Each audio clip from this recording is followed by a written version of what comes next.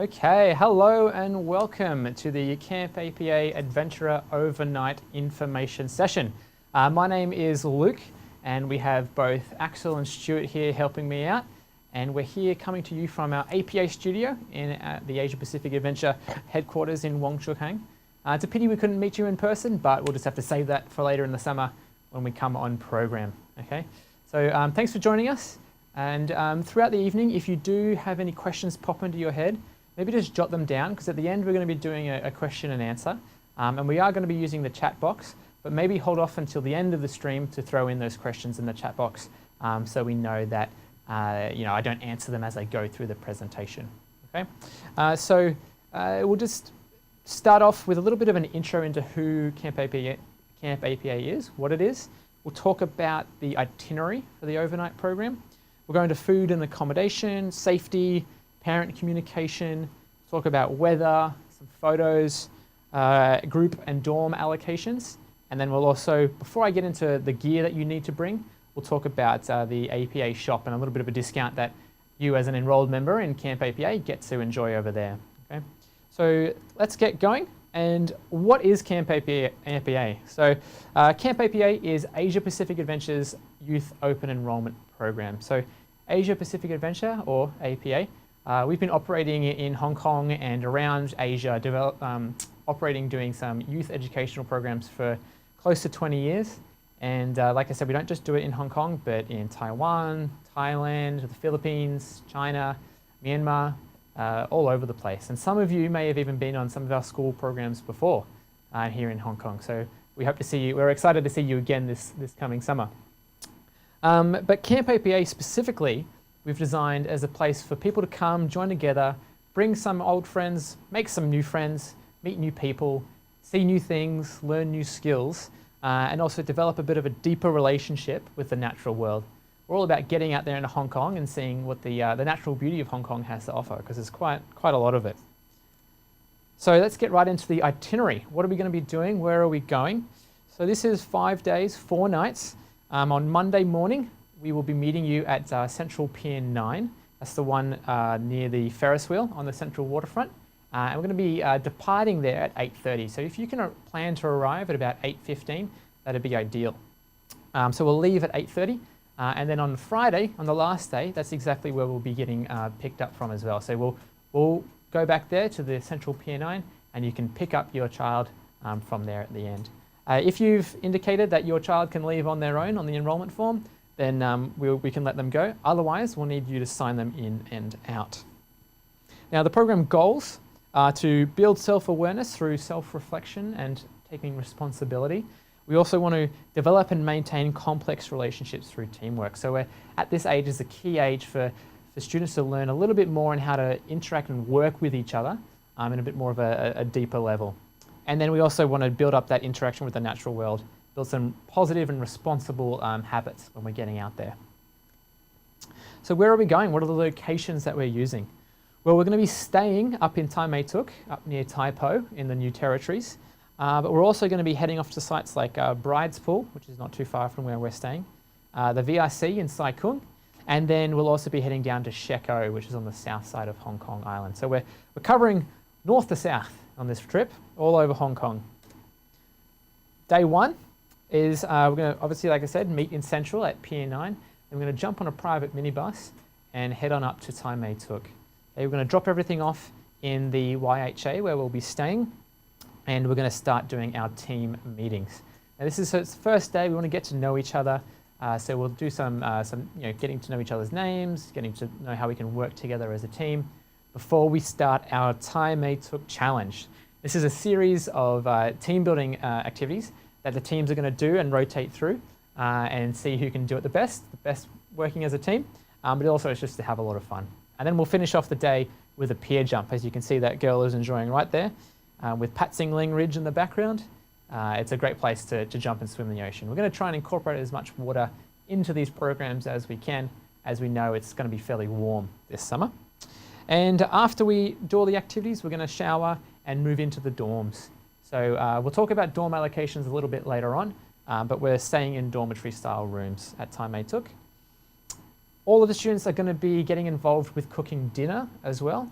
So we're going to be doing the preparation, the cooking, and the cleaning. So if you don't do that at home, these are some great skills that you can learn while on camp.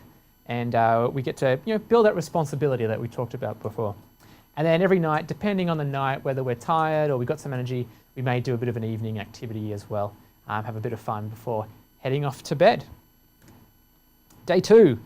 Okay, day 2, we're going to wake up, we're going to have some breakfast, and then we're going to be heading off to the VRC in Sai Kung. This is the Victoria Recreation Club, if any of you have been before. A really great site on the water at Sai Kung. And we're going to be doing some kayaking and learning how to do some fundamental skills in the morning, some getting in, getting out, some strokes, forwards, backwards, what to do if you capsize, all that really important stuff. And then we're going to put those skills to use and go on a little bit of a journey around Sai Kung. We're going to head to some of the islands and check some of the more remote places out before coming back to the VRC in the afternoon. Jump back on the bus and head back to Tai Mai Tuk, where once again, cook dinner, eat dinner, have an evening activity if there's time, and then head off to bed. Big day, so I'm sure we'll be tired that night. Day 3, we're going to stay at Tai Mai Tuk for this day, and this day is all about stand-up paddleboarding. Okay, so we're going to be doing 2 main activities. In the morning, we're going to be doing some regular stand-up paddleboarding, so individual stand-up paddleboarding. You may do it yourself or see people around Hong Kong. It's getting quite popular now, and it's a really fun activity. Really good entry-level skills, as well as a lot of opportunity to learn some advanced level skills to get yourself out on the water. Especially if you have one at home, you can come and practice on camp. And then in the afternoon, we're going to be doing our giant stand-up paddleboards. And that's what you can see in the photo there. We can fit up to 6 or 7 people all on the one board. We can do races like in dragon boats, or we can see how we can work together, do some tight technical maneuvers, or at the very least, we'll be having a lot of fun jumping off, playing some games. Just getting wet and enjoying the warm weather. Once again, come in, shower, cook dinner, evening activity, head to bed. Day 4. Day 4, we're going to head off the site, but not too far, about a 5 or 10 minute drive down the road to Bride's Pool. If you've never been to the Bride's Pool and seen the waterfall, it's quite a pretty place and really nice spot, and fairly, you just don't feel like you're in Hong Kong when you're up there. And we're going to work on our navigation skills. So do a little bit of map reading, do a little bit of a hike, not too strenuous, because we're going to head down into the gorge and check out the waterfall. And while we're down in the down near the waterfall, we're going to be doing some freshwater eco studies. So what that is we're going to use various techniques, such as testing the water and looking for whatever aquatic animals we can find in the water, to test the health of the ecosystem and the quality of that water stream there, and then learn about what affects that quality and what influences humans might have on it and how we can maybe help make it better. We'll also be doing Nightline. Nightline is a really cool activity. It's a bit of a sensory deprivation activity where we string up a rope through the forest, and you put a blindfold on it and you have to follow the rope and trust that your rope and your skills will lead the way, and you really get a different sense of the forest when you lose your sight. Of course, with all of our activities, this is a challenge by choice activity, so we're not going to force anyone to do anything they're not comfortable with, but it's a really cool experience to test it out. Then head back to camp, cook dinner, evening activity. Day 5, the last day. We're going to pack up, move out of our dorms, have breakfast, and then jump on the bus and head all the way down to Shek O on Hong Kong Island. There's really great climbing sites and abseiling sites on Shek O. So out on one of the sea cliffs out there, which is exactly what we're going to be doing some abseiling, testing our courage to see if we can go backwards over that cliff. One of the coolest things we do at APA in Hong Kong, so it's something to look forward to. Once again, it is a challenge by choice activity, so we won't force anyone to do it, but we'll encourage you and help you get through it, because it's a really cool experience. Then we're also going to be doing a bit of a coastal cleanup. Once again, trying to build those responsible behaviours and habits when we're out in the outdoors, learning to care for our environments, not just, if we're using them for fun, we should take some responsibility for their upkeep as well. So we're doing a bit of a beach clean when we're out there. Obviously, we'll all have gloves and we'll keep it hygienic, but we'll try and leave it better than when we found it. And then we'll finish off the day with some beach games and a swim to cool off in the afternoon. And then before we head back to Central, we're going to do our final reviews and our certificates. Everyone who comes on a Camp APA program will get a certificate to show that they've completed and done that, and they can show to their friends, make them jealous when they get home. So, food and accommodation. All right, so we will be providing all of the food and snacks while on program. And in fact, I recommend you do not bring any of your own food, okay? There are a few reasons for this. One is other students may have allergies, and if for some reason they eat something not knowing that it contains nuts or gluten or dairy, then that can cause some problems, okay? Two is if you have food in your dorm rooms, it can attract things like ants or insects, and that's never fun to wake up in the middle of the night with ants crawling around all over the place. So please leave that stuff at home. We'll be bringing more than enough food to keep you well fed throughout the program. The accommodation is the Pak Sha O, sorry, not the Pak Sha O, that's not right. It's the Bradbury YHA up in Tai Mei Tuk. Okay, so if you want to look it up, it's one of the YHAs up at Tai Mei Tuk, and it's dormitory style. The rooms are between 6 and 8, I believe, and so they're not big rooms, but there's enough to fit a few people in. When it comes to the dormitories, the staff will not be staying in the same room as the participants. Okay, they'll be in rooms right next door. So if something does go wrong during the evening, the students will know exactly where the staff are staying and will be able to go out and get some help. If the students need to go out of the room during the night, say they need to go to the bathroom or anything like that, then we encourage them to use the buddy system.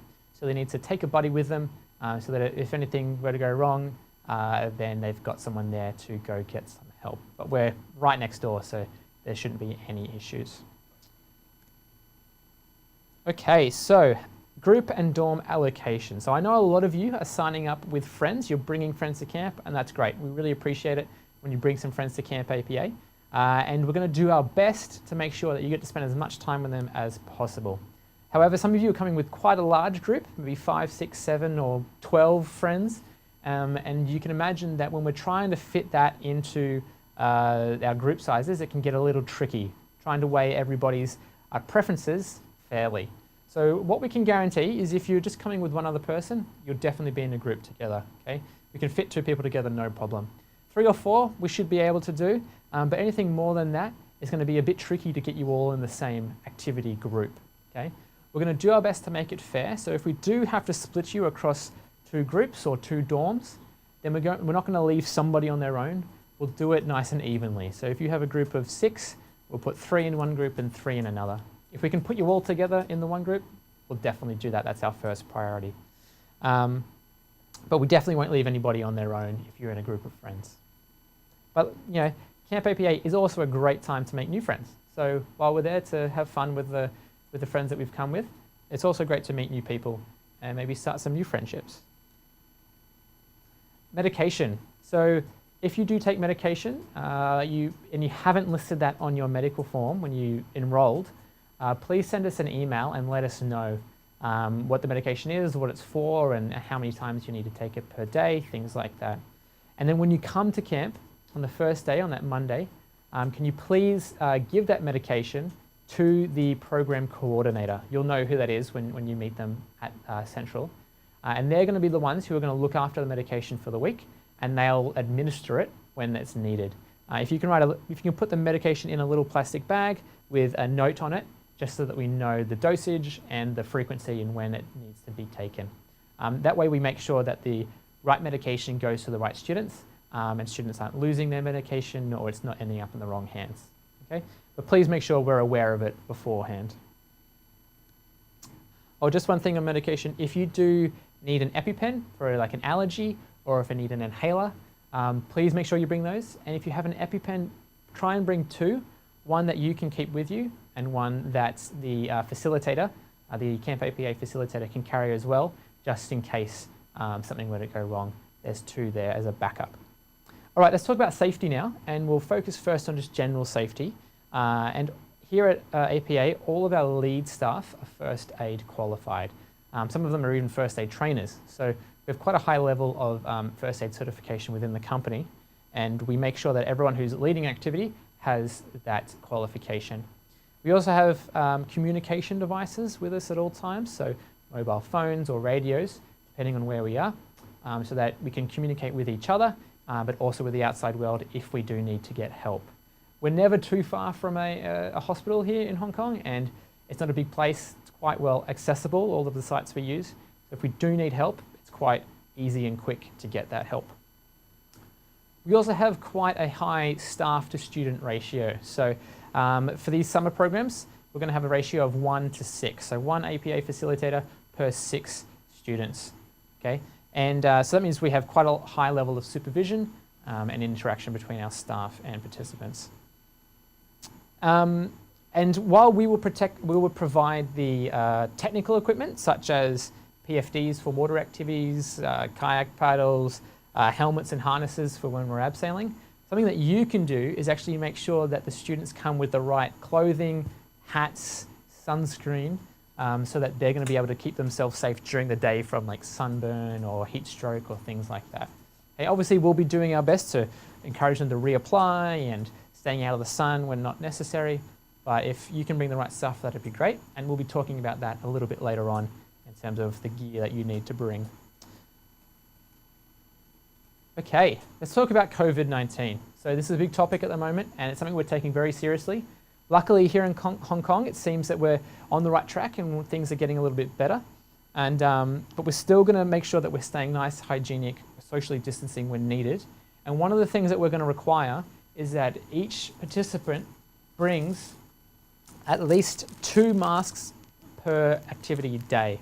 Seeing as it's a 5-day program, that means that you need to bring 10 masks for the program. Okay? If you have reusable masks, not these disposable ones, bring at least 2 reusable masks for the whole program, so that if one gets dirty, you can have the other one as a backup while you clean that first one. Okay? But if you're bringing the disposable ones, please make sure you bring 10. All right? We'll also be requiring you to bring your own little personal hand sanitizer. This is a good habit to have anyway.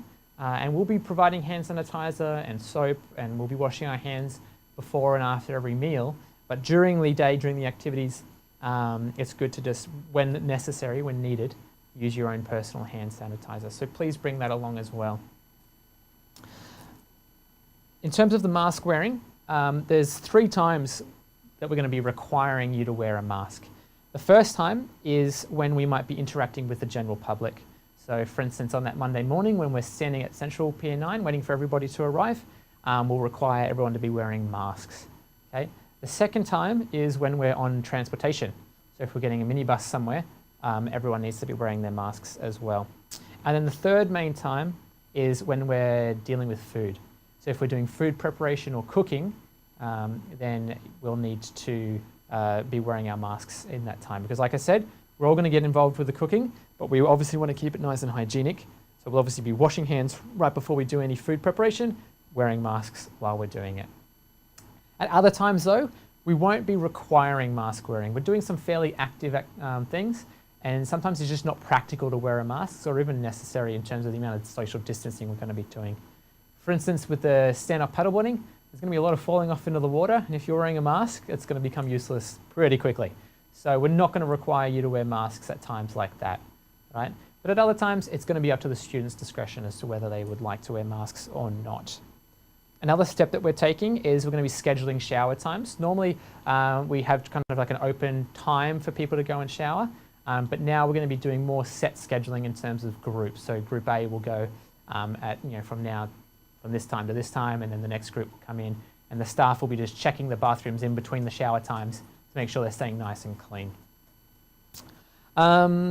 Temperature checks. So we will be checking your temperatures, or at least the participants' temperatures, when they arrive on the Monday morning. And if you're all good, when you sign them in, then they'll be good to go. If they have a fairly high temperature, then we may need to start taking some steps to check if they're going to be okay to come on camp. Same for if they display any respiratory symptoms, such as coughing.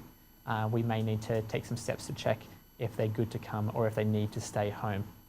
When we're on program, we're going to be checking temperatures 3 times a day, pretty much at meal times. So breakfast, lunch, and dinner, where we can, and keeping a track of that to see if any trends are forming.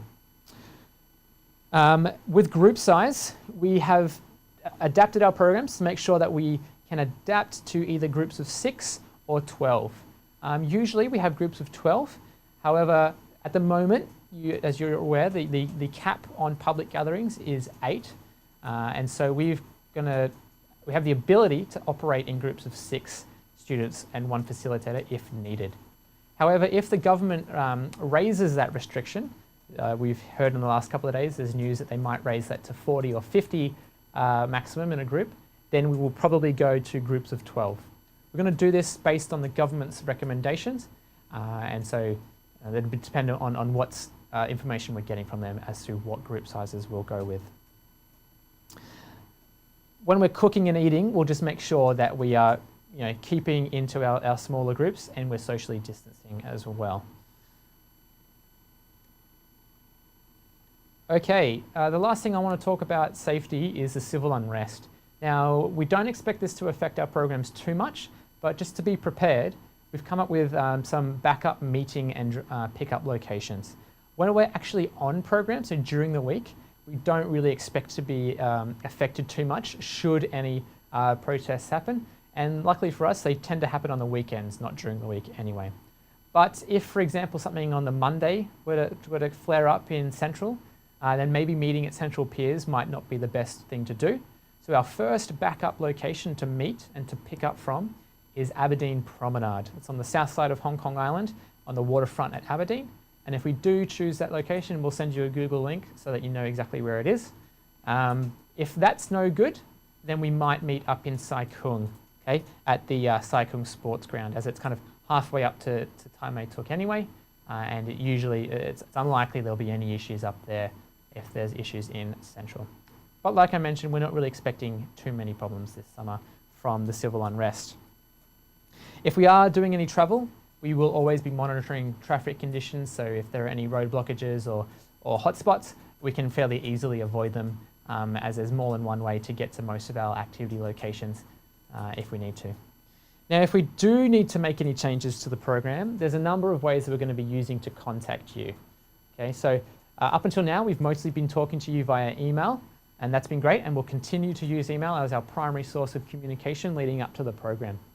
However, during the program, if we need to make any sudden changes, we know that not everybody checks their email regularly, so we'll also be using Facebook and WhatsApp. So Facebook is the Asia Pacific Adventure Facebook page. If we need to change the meeting location or anything like that, we'll put that up on the Facebook page as a quick means to tell you. The WhatsApp group is going to be a private group. It's going to be a read-only group for your specific program.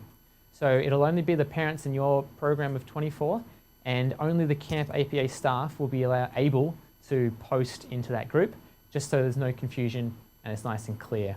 Okay? So we'll use that as another way to contact you quickly.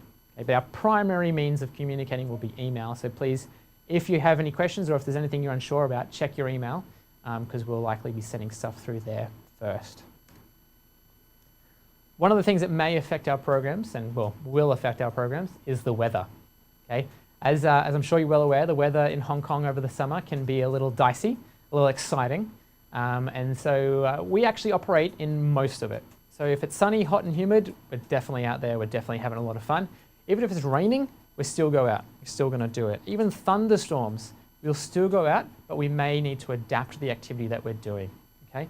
So if it's thunderstorming on that first Monday, still plan to come to Central Pier 9 to drop off, and we may just slightly adapt. So for example, we're not going to go stand up paddleboarding in the thunderstorm, but we may stay at the site in Tai Mai Tuk and do some activities there instead. All right? On the Monday morning, the only reasons we might postpone the start of camp is if there is a black rain warning or if there is a T3 typhoon signal. Okay? If there's a black rain warning, we'll have to postpone. If there's a T1, we'll probably still go ahead. And some of you may have noticed this last weekend, we had a T3 warning, but the weather wasn't that crazy. It was actually fairly tame, the winds weren't that strong, and there wasn't that much rain. And that was all because the typhoon itself was actually not that severe, and the path it took meant that the conditions here in Hong Kong were quite controlled. So we'll let you know, based on the information we're getting from the Hong Kong Observatory and our experience in the areas that we're going to be visiting, whether we'll be postponing or going ahead. just through the means that I just talked about in terms of WhatsApp and Facebook and email. When we're actually started programs, so when we, say for instance on the Tuesday, Wednesday, Thursday, even if it's a black rain, we're gonna stay on program. It doesn't make sense to bring everybody back to Central to then have to go home if it's just a black rain warning. We'll just stay at the hostel in Tai Mai Tuk. If it's a T3 though, we will need to start thinking about getting people home so that if the warnings do get upgraded, then people are home and safe and not needing to travel in some unpredictable weather. But so during the program, only a T3 will we need to postpone. If we do have to postpone a day, so for example on that Monday, if we get a black rain warning and we have to postpone, we're just going to move everything back a day. So we'll start on Tuesday and we'll finish on Saturday. If during the program, say for instance on the Wednesday, we get a T3 warning and we have to evacuate and send everybody home, if we're able to start up again the very next day on the Thursday, then we'll also finish, we'll just have a make-up day on the Saturday. It's going to be a little bit different because of the accommodation. What will probably happen is on the Friday afternoon we'll still go home, but then we'll have a bit of a day program on Saturday to make up that lost day. If there's more than one day that we lose due to weather, or if for instance it's raining on Saturday or there's a typhoon warning on Saturday as well, we will let you know what the make-up dates are going to be. So don't worry too much about that. Okay, program photos. So we're going to be trying to take as many photos as we can during the program. We know you guys like to see what your kids are getting up to, but we won't be posting too much during the program. Okay, we're going to accumulate all of these photos and then afterwards we're going to upload them to Google Drive and we'll send you a link that you can then access the folder with all of the photos and you can download as many of them as you want, share them with your friends or whatever you want to do with them. But during the program itself, there won't be too many photos shared. We might put one or two up on our social media pages like Instagram or Facebook, but we won't be sending any directly to the parents. Okay, now before I start talking about gear, I just want to give you a reminder that as a Camp APA participant, you're entitled to some discounts at our APA outdoor shop. So if you go onto the website online, you actually can use this discount code SUMMER2020 to get a 10% discount on things online. But if you come into the store here in Wong Chuk Hang, then you can use, you can have access to these special sets. So we've paired together some really essential items like head torches and sunscreen or water bottles and a hat to give you deals of up to 30 or 40% off depending on the set. So you can always come in, come check out what we have in the store. But there's many of outdoor stores around Hong Kong. So if you need any of the gear that I'm about to talk about, just do what's right for you, whether you need to borrow from friends or from siblings. But if you do need some new stuff, come on in and we can help you out. Everything I'm about to show you is from our outdoor shop. Okay, cool. Before I get into it, I'm going to have a little bit of a drink of water. My throat is getting quite dry. And to start off with, we are going to talk about what you should wear when on camp. All right. So clothing-wise, we're talking about active sportswear, stuff that's nice and breathable. It's light. It's not going to get too heavy or sticky if it were to get wet. So nice, thin material. Try and avoid cotton if you can. A cotton shirt, if it gets wet, will stay wet for quite a while. So nice, breathable stuff is great. Same goes for if you want to bring any long sleeve clothes, maybe in the evening, or if you have fairly fair skin, it's probably a good idea to bring something along. Try and make it, once again, breathable material. If it's heavy cotton, then it might get a bit warm when you're wearing it during the day. The nights may get kind of cool, but it's not going to be crazy cold. It's the summer in Hong Kong, so don't need to worry too much about that. Shorts are ideal.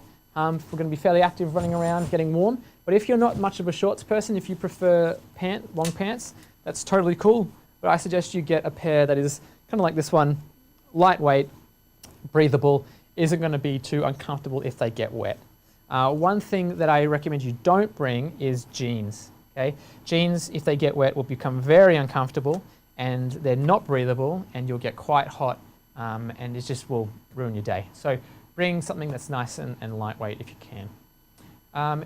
You can bring a warm layer, probably a good idea in case we do get a bit cool in the evenings. So just a nice light fleece is totally fine. You don't need to bring any big winter parkas or anything like that. A nice lightweight fleece is ideal, or a jumper of some kind. Okay, and then just a reminder also about the face masks. Please make sure you're bringing 2 per day if they're disposable, so 10 in total, or 2 reusable ones in total, along with your hand sanitizer. Okay. When we're swimming, we require all of our participants, whether male or female, to wear shorts of some kind. Obviously, swimming shorts are great, but any kind of shorts that they're wearing, obviously not denim or anything like that, is going to be good. For sun protection mostly, and also just to abrasion protection and things like that. So please wear shorts, not just your swimming costume. And we also require everybody wear a shirt of some kind. This is a great long sleeve rashi or swim shirt, and will save you from having to reapply sunscreen all the time, and will keep you nice and safe from the sun. If you don't have a swim shirt, any kind of shirt will do. Once again, preferably a lightweight, breathable one, but you will need to be wearing a shirt when we go in the water. All right. Shoes, footwear. Let's talk about it. We require all of our participants and staff to be wearing closed-toed shoes when we're doing our activities, and in general when we're walking out and about. All right. Closed-toed because it protects our toes when we're walking and abseiling and beach cleaning, and also a closed heel. Okay, for the same reasons. If we injure our feet, most of the activities we do will be unavailable to you. You'll have to sit it out, and it's not going to be very fun. So we do require closed-toed shoes. A lightweight runner or sneaker is totally fine. You don't need hiking boots. If you've got any hiking shoes, that's cool too. But anything that's just comfortable to wear outside is good. When we're in the water, we also require closed-toed shoes. So you can get something like this, which is a specifically designed water shoe. Nice and lightweight, dries quickly, is comfortable to wear in the water. But if you don't have something like this, you can just wear an old pair of shoes. Totally fine. Flip-flops, sandals, Crocs, slippers, they're not really good for either of these purposes, okay? If we go in the water with flip-flops, they're just going to come straight off, and if they're not good for walking around in, okay? You can bring a pair if you want to wear them when you're in the dorm or in the showers in the evenings, but generally you'll be needing to wear closed-toed footwear, all right? One thing that we encourage you to leave at home is electronics. All right, so we would prefer you left your mobile phones, any gaming devices, music players at home. All right, there's no need to have it. If you, the parent, need to get in contact with the child or vice versa, you can do that through the staff. So if you're a parent, you can contact the office, and we will get in contact with the program and let the child know whatever is the message. And vice versa, if a child needs to send a message to the parent, we would prefer that goes through the staff and not direct. Okay, so please leave phones at home, and we can communicate via the office. Same goes for gaming devices, smart watches. Please, I'd suggest leaving at home. Just we don't want to break them, and we don't really need them when we're out on camp. If you want to bring a normal watch, that's fine. But things like that, jewelry, I would suggest leaving at home, because for a lot of our activities, you're going to have to be taking the jewelry off anyway. So yeah, that's my recommendation on that. Let's talk about day bags. So, day bags are going to be the small backpack that you're going to carry around with you during the day, funnily enough, carrying your essential items. So a good 20-litre pack is totally fine. It doesn't need to be that big. You're not going to be carrying around that much. But a good 20-litre one is nice and good. This is quite a nice one, quite a funky colour. What are we going to bring with us? So in our day bag, the most important thing is this bad boy. This is a 1-litre water bottle. I suggest you get a big one like this. You'll need at least a litre capacity. So whether that's one litre or 2 500 mils, whatever you have, make it at least a litre. If you have a bladder with the hose, that's great, but try and also bring a water bottle as well. It's good to have both if you've got that bladder. So we'll need one of these.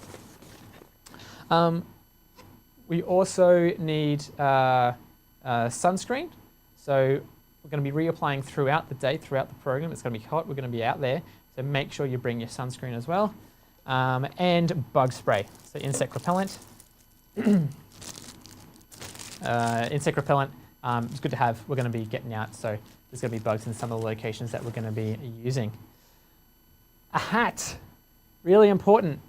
Whatever style hat that you prefer, that's fine, but just make sure it's protecting you from the sun.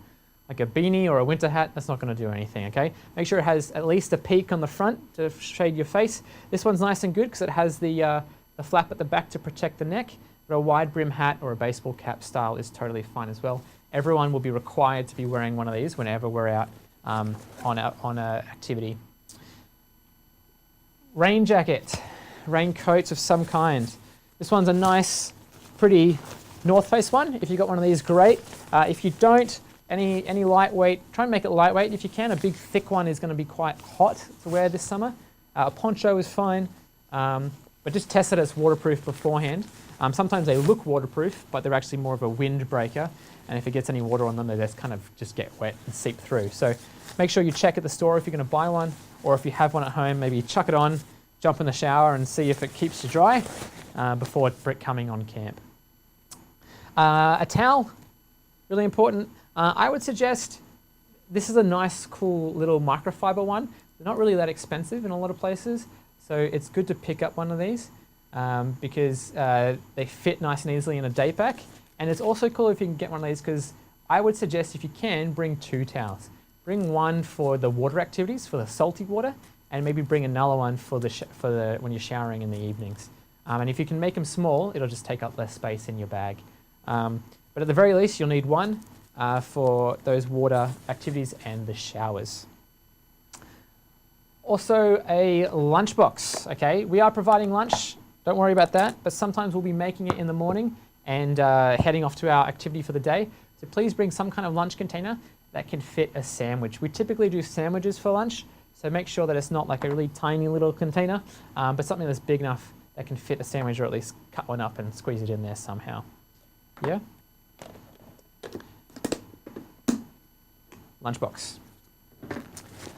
The only other thing that you might want to bring for your day bag is a dry bag itself.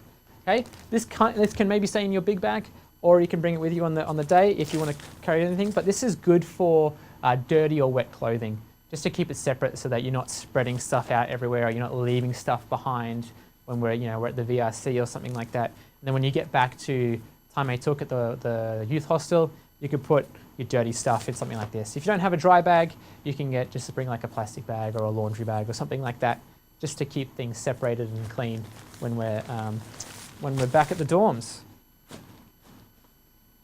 Okay, let's talk now about what you might want to bring in your big bags and for the overnight portion. So obviously you'll need clothing.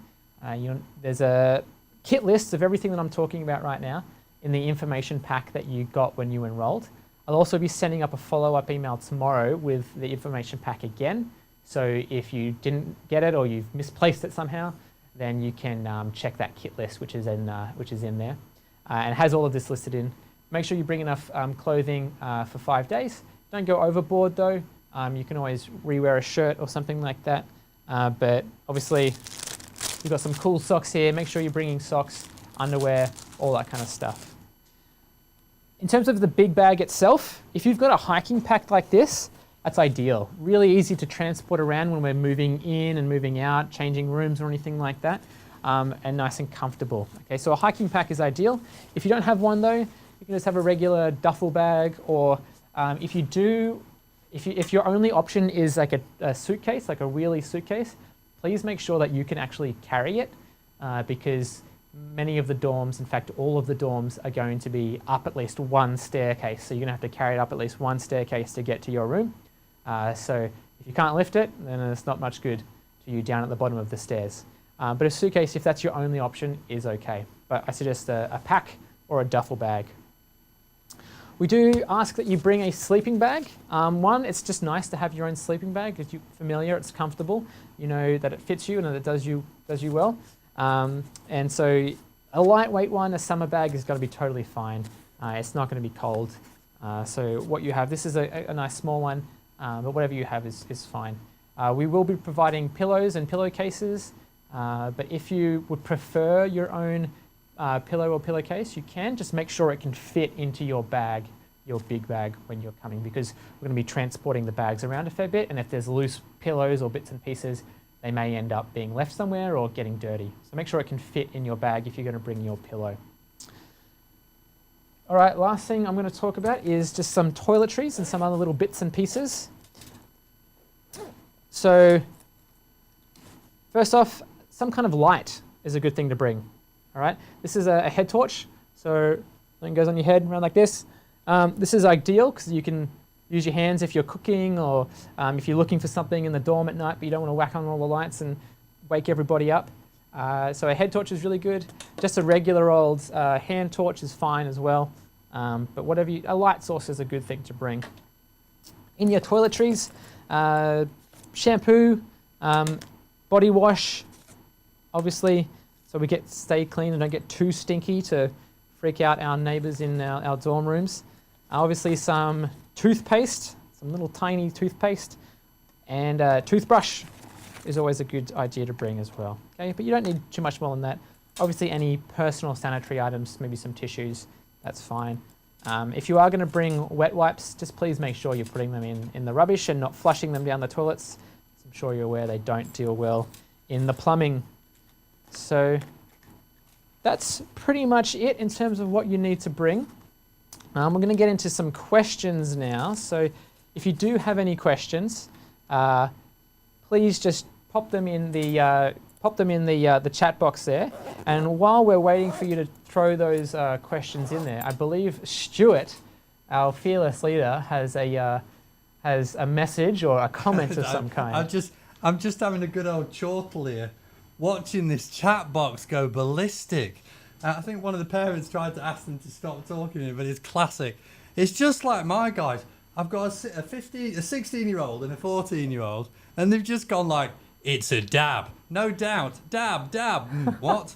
I'm at her. It's brilliant. Okay, well, you guys have got a lot of energy, and I'm sure this is going to be a really fun course. But we're just going to need a little bit of time just to search the questions. Okay. It's so hilarious. All right. Why don't I ask, if you don't have a question, stop typing in the chat box for now, so that Stuart and Axel can check out and find those questions.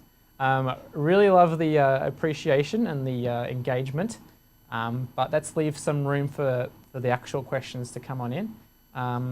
Axel, do you have one there ready to go?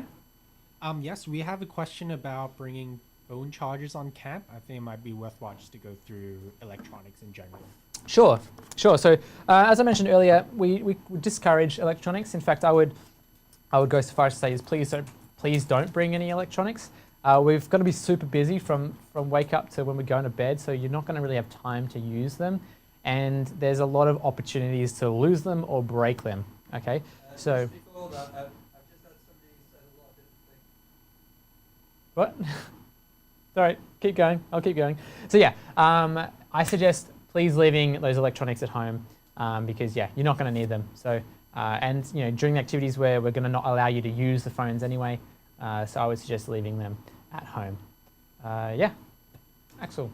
Perfect. We have a question about dietary needs. So will meals cater to gluten-free diets? Yes, absolutely. If you have a specific dietary need, you're vegetarian, gluten-free, dairy-free, please, if you haven't put that on your medical form, please send us an email with that information, because we do cater to whatever your dietary need is, because we want to make sure that everyone gets the food they need in a safe way. So yes, we definitely do. Perfect. Hi, what lightweight sleeping bag is appropriate? For what temperature is ideal? Good question. You're probably not going to need anything. You're not going to need anything below 10 degrees. It's going to be quite warm. Usually what I do, if you get a good 10 to 15 degree bag, then that's going to suit you through a range of different temperatures. And you can, if it's too hot, you just unzip it, use it as a doona or something like that. You're not going to need to get any sub-zero temperature bags for Hong Kong summers, that's for sure. Okay, great. Next question, can we bring goggles for swimming? Yes, you can bring goggles for sure. We don't tend to use them too much, for instance, when we're kayaking or stand-up paddleboarding, but if you prefer, for instance, if you have like a prescription, you wear glasses and you have a prescription goggles, definitely bring them along. It'll be up to you, obviously, to take care of them, but yes, you can bring them if you like. Okay, next question. Are Kindles allowed? Kindles, yes, you can bring a Kindle. It is, once again, your responsibility. One of the things that is something to be aware of is we are in a dorm room with lots of people, and things can get misplaced. So if you are going to bring a Kindle, just be aware that it is your responsibility, but that's fine. There will be times we'll have some downtime, so a Kindle or a book is a great way to spend that downtime. Okay, I'm suspecting these are participants, so we have one who's asked twice now. Can I bring my own lunch because I don't really like them sandwiches? Can you bring your own lunch? I suggest no, okay? I appreciate that you're not going to like all the food we provide on camp, but I'm sure there's something we can find for you that you do like. And part of camp is learning to try new things and step outside your comfort zone a little bit. So maybe sandwiches aren't your go-to lunch of choice, but now to try them. And you know, if you really struggle with them, I'm sure we can find something that works for you. Okay, next question. Are all 4 nights spent in the same camp? Yes, so we'll be spending all 4 nights at Taimetuk YHA, at the Bradbury YHA up there. We won't be moving locations at all. Perfect. Next question. How far is the nurse from the dormitory? Okay, so we don't actually have a specific nurse on site, all right? All of our lead staff are first aid qualified, and our coordinators, or most of them, are quite highly trained in first aid, if not a first aid certificate. Some are even first aid trainers. So our staff are quite highly trained in first aid, and if there is a matter that is more serious, then we will call in for help, whether that's an emergency or we'll arrange to go to a nearby clinic.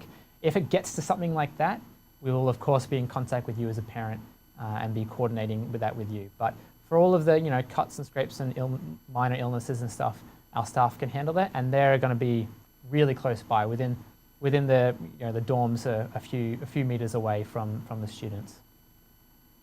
Great. Can we pick up the kids in Sheko on the last day? Probably not. And the reason I say that is the luggage, the big bags, will not be with the students when we're in Sheko. Those big bags are going to meet us back at Central in the afternoon. So we're going to have to go to Central to pick up their big bags. So I would suggest, unfortunately, if you live in Sheko or Stanley, you won't be able to depart from Sheko or Stanley. We're going to have to meet back in Central on that last afternoon. Sweet. What type of food will be provided? Chinese, Western, or combo? Yeah, so we do a bit of a mix. Typically more Western than Chinese, but we do things like a pasta. We do pasta, rice noodles. We do stir fries. We do curry type things. We do spaghetti, like that kind of stuff. So there's a bit of a range in terms of dinners. Lunches, as I mentioned, were sandwiches typically. Snacks are usually fruits or fig bars or something of that variety. And then breakfasts are typically cereal with fruit as well.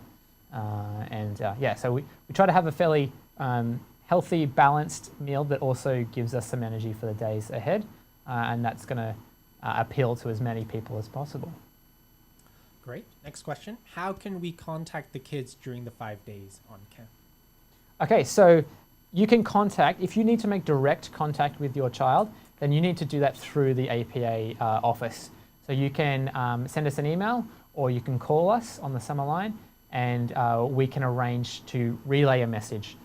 We tend to discourage direct contact between parents and participants, just because we find that it can bring the participant out of the camp experience, especially if it's a fairly trivial or unnecessary communication. If there's, say, like a family emergency or something like that, then we can definitely get word to the program and arrange either to pass on some information, organize a phone call, or organize a pickup if needed. Great. Next question. How many kids to one dorm room? And there's a lot of questions asking how are dorm rooms assigned? Do they Yeah. get to pick their own partners, etc.? Cool. So the dorms are between 6 beds and 8 beds per dorm. There may be 1 or 2 4-bed dorms. I can't remember off the top of my head. And we assign these based on gender, of course. So they're all single gender rooms.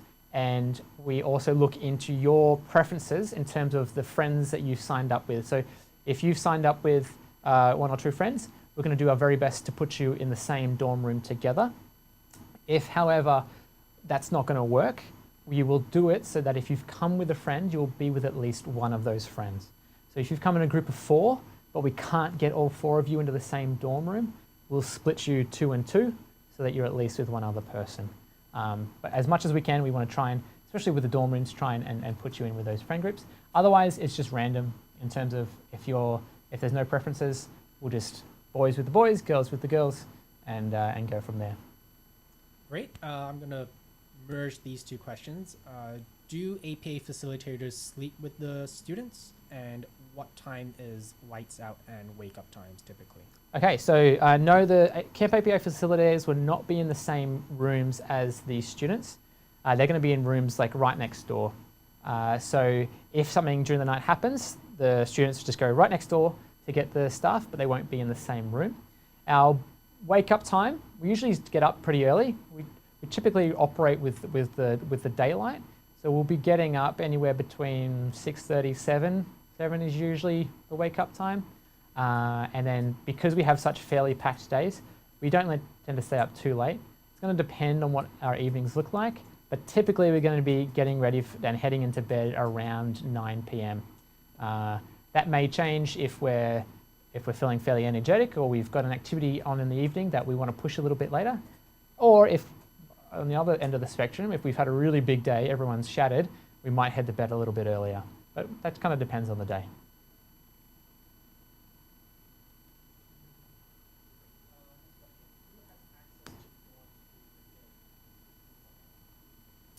So the rooms themselves will just be the staff at the hostel. The one thing is for certain programs, there will be members of the public also staying at the hostel, but they will be physically separated from us, and we will not be sharing rooms with them, absolutely. So there will likely be some members of the public around the facility, other people who are staying there, but only us and the staff will have access to the rooms.